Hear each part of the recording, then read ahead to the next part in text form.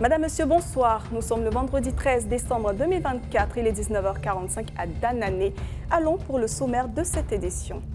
115 couples de gendarmes ici à Abidjan se sont dit oui. C'était lors d'une cérémonie de mariage collectif au sein de la grande famille des forces armées.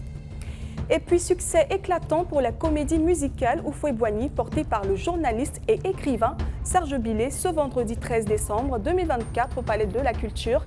Elle a enchanté élèves et spectateurs. Vous le verrez dans un instant.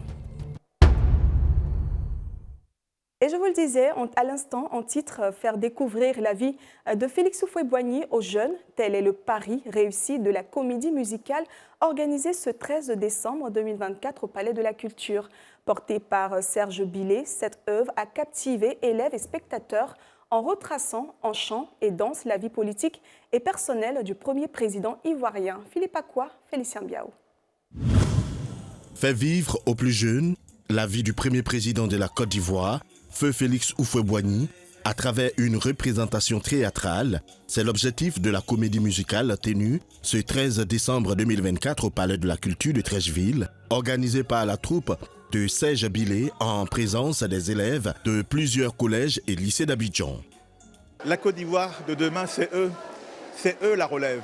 Ce que les gens comme Oufoué, les Moquet, les Anne-Marie Ragy ont pu faire, c'est pour eux qu'ils l'ont fait, c'est pour eux qui se sont battus au moment de l'époque coloniale. Et donc c'est à eux qu'il faut transmettre ce flambeau pour qu'eux demain aussi ils continuent le combat. Donc c'est pour ça que je suis très heureux d'avoir vu comment nos enfants ont réagi, comment ils étaient captivés par cette histoire, parce qu'ils savent que c'est leur histoire, l'histoire de leur pays.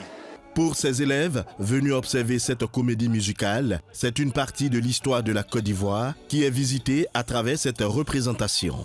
Ce fut un moment très édifiant. Nous avons appris beaucoup de choses sur l'histoire de notre père fondateur qui est Félix Oufoué-Boigny. Franchement, j'ai apprécié cette scène et puis j'aimerais aussi revenir dans les jours à venir s'il y a encore d'autres comédies musicales. La comédie musicale Oufoué retrace le parcours tant politique qu'amoureux de la vie du premier président ivoirien. Pendant 1h30, les acteurs à travers chant et danse ont représenté la vie d'Oufoué-Boigny. Ce samedi, toujours au Palais de la Culture, une autre représentation de la comédie musicale sera donnée sur le coup de 19h. Et on poursuit cette édition. Le vainqueur de l'édition 2024 du Prix national des droits de l'homme est connu depuis hier, jeudi 12 décembre 2024. C'est l'ONG Bloom, connu pour ses actions en faveur de l'épanouissement de la jeune fille. Ce prix a été initié en 2016 par le Conseil national des droits de l'homme et a pour vocation d'encourager les actions des organisations à but communautaire et humanitaire. Tchelina Lebonsoro y était. Ses explications dans ce reportage commenté par Sandrine Quadio.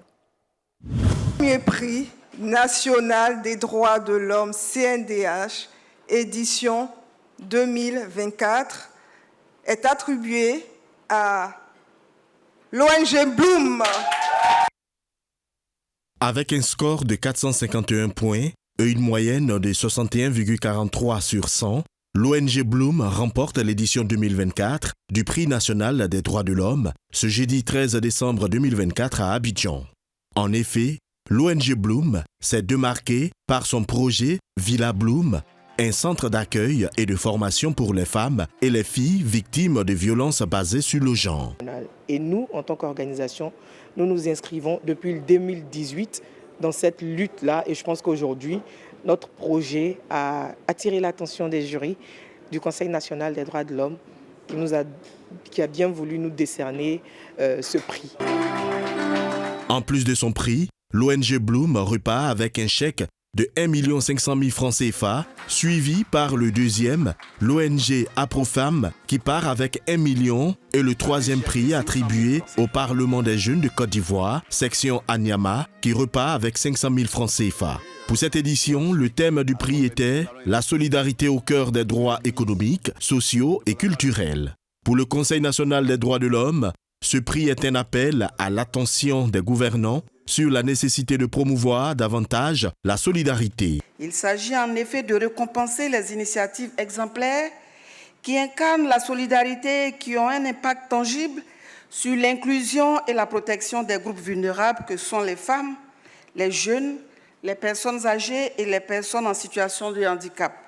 Jean Sanson Cambilé, garde des Sceaux, ministre de la Justice et des Droits de l'Homme, représentant le Premier ministre Robert Begremambé, a réitéré l'engagement du gouvernement à la solidarité permettant aux individus de vivre ensemble en harmonie, en favorisant les liens sociaux et en renforçant la cohésion sociale.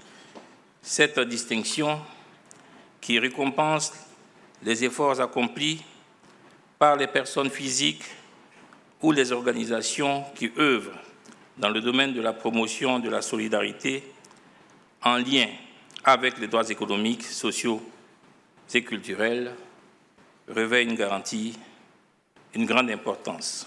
Initié en 2016 par le Conseil national des droits de l'homme, le Prix national des droits de l'homme est une distinction honorifique qui vise à récompenser les acteurs et les efforts des organisations de défense des droits de l'homme, des organisations à base communautaire, des organisations à but humanitaire et des personnes physiques engagées dans la protection des droits de l'homme à travers des approches innovantes contribuant à une meilleure promotion et protection des droits de l'homme.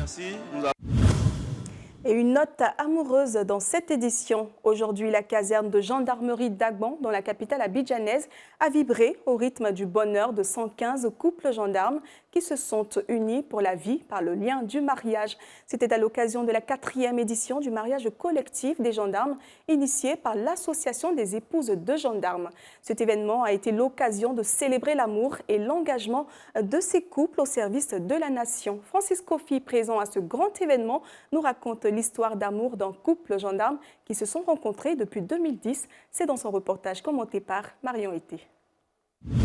C'est en 2010, au quartier Petit Marché de Cocody, que tout a commencé. L'adjudant Fonda a rencontré Bénédicte pour la première fois. Une rencontre marquée par des regards échangés et des sourires complices lors d'une causerie entre collègues. Depuis ce jour, ils ont construit ensemble un chemin riche de souvenirs inoubliables. Puisque j'étais en détachement quelque part là-bas, donc je passais régulièrement pour être en contact avec elle. Je crois que c'est, en tout cas, après pratiquement un mois qu'elle a pu me donner son numéro. Quand on sait que tu es gendarme, oh, il faut me laisser tranquille, vous là on vous connaît.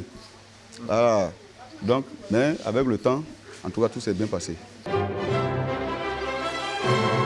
Aujourd'hui, en regardant vers l'avenir, Fonda et Bénédicte, main dans la main, sont prêts à écrire un nouveau chapitre de leur histoire d'amour.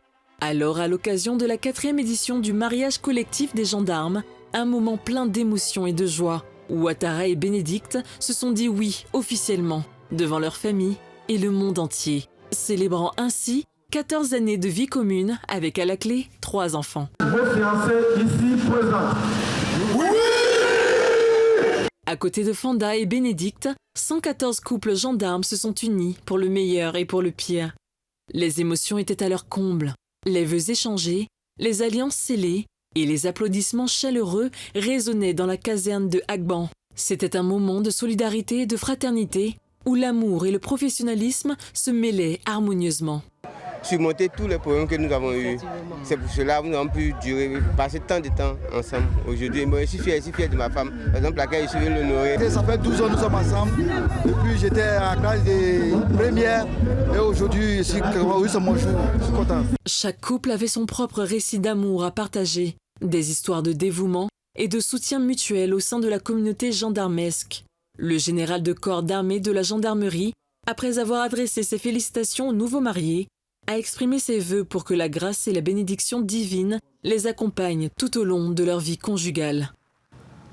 Vous devez vous souvenir en tant que militaire que vous êtes en mission, la mission officielle qui est la mission d'État en tant que gendarme, mais en tant que gendarme, vous vous êtes marié dans un cadre de gendarmerie, vous avez prêté serment que vous devez respecter et que vous êtes en mission divine, pratiquement parce que vous avez une épouse désormais avec laquelle vous avez ou vous aurez des enfants qui sont indéniablement donnés par notre Père Céleste, Dieu. Les nouveaux mariés commencent un nouveau chapitre de leur vie, unis non seulement par le mariage, mais aussi par le lien spécial qui les unit en tant que membres du corps de la gendarmerie, pour donner ainsi vie à l'adage de la gendarmerie qui dit « Femme de gendarme, c'est gendarme ».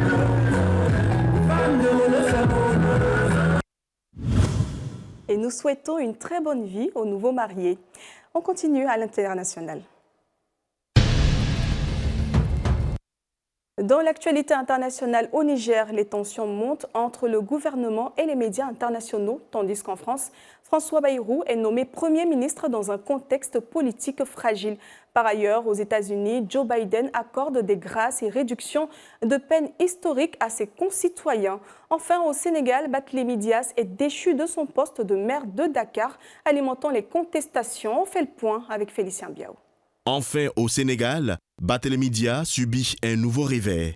Après avoir été déchu de son mandat de député, il perd également son poste de maire de Dakar en raison d'une condamnation pour coup mortel datant de 2017. L'opposant politique dénonce un acharnement et prévoit de répondre lors d'un point de presse. Au Niger, les relations entre le gouvernement et les médias internationaux s'enveniment. Ce 12 décembre, les autorités ont suspendu la BBC pour 3 mois, l'accusant de diffuser des informations non confirmées sur les attaques de Chatouman, démenties par l'état-major.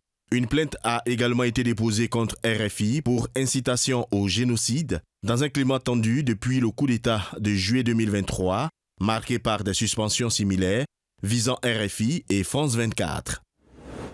Pendant ce temps, en France, François Bayrou a été nommé Premier ministre par Emmanuel Macron après la censure du gouvernement Barnier. Ce choix stratégique intervient dans un contexte d'instabilité politique avec une majorité parlementaire fragmentée. Bayrou, figure centriste, expérimentée, devra rapidement former un gouvernement capable d'adopter le budget 2025 et d'assurer la stabilité de l'exécutif face à une opposition renforcée.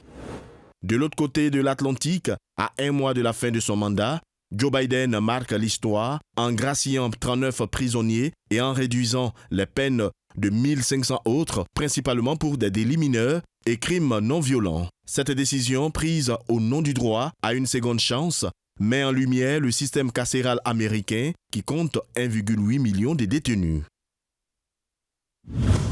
Et voilà, c'est la fin de cette édition, tout comme cette semaine d'actualité que nous avons eu le plaisir de partager avec vous. Restez fidèles à nos rendez-vous du week-end avec le 12h45 et le 19h45. Prenez soin de vous et passez une excellente soirée en compagnie de l'équipe du Talk et des programmes de Live TV. Bonsoir.